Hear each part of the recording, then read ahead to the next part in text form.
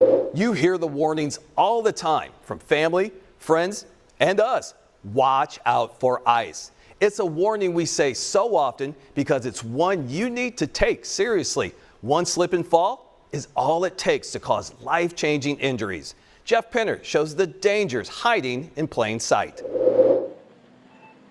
We see it every year. The ice and snow that occurs during the winter often makes roads slick and hazardous, causing many accidents.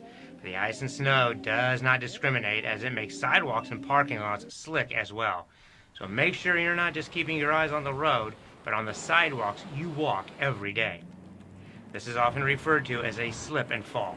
And when it is snowy, icy, slippery outside, we definitely see an uptick in the amount of slips and falls that we see. We talked to Dr. Brent Weiss, an orthopedic trauma surgeon at KU Hospital.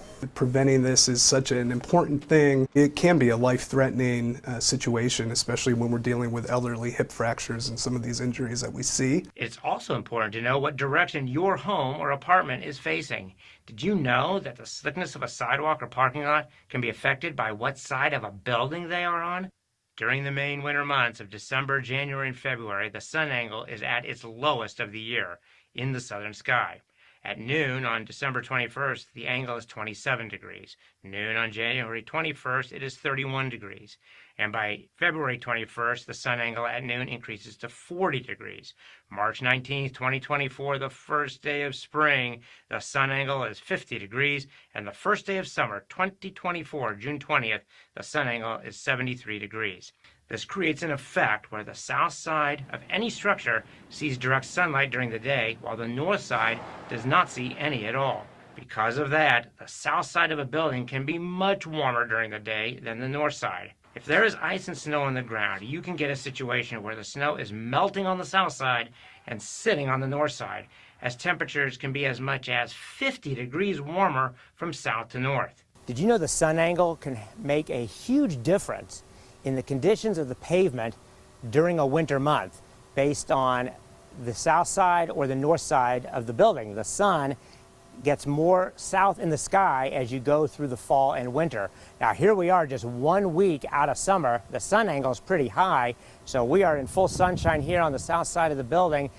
Air temperature is around 90, but what about the pavement temperature? The pavement temperature is 132 degrees. Very, very hot, so almost 40 degrees hotter on the pavement than the actual air temperature. Now, let's go to the other side of the building, the north side of KSHB 41. Now we're on the north side of KSHB 41. It's still 1 week out of summer. It's still 90 degrees outside air temperature. But what about the pavement in the shade? It's also a blacktop, and it is reading right now 78. Well, it was 130 on the sunny side. So that is nearly 50 degrees colder on the north side of the building than it is on the south side of the building when it's 90 degrees outside. So a huge difference. Now this is summer. What happens when it becomes winter? Well, here we are 6 weeks before winter, and it's sunny outside, it's high noon. A couple things to notice are the longer shadows. The air temperature is 50, and the pavement temperature right now is 74 degrees. So it's about 24 degrees warmer from the air temperature to the pavement temperature. Now, let's go see what it looks like on the north side of the building, the shaded side. All right, we're on the shaded side of the building, the north side. It's still 6 weeks before winter. It's still 50 degrees air temperature. What about the pavement temperature? That is 39 degrees. So it's over 30 degrees colder on the pavement, on the shaded side, as opposed to the sunny side. The sun angle and the sun make a huge difference in temperature. Keep this in mind when you are walking out of your house or apartment.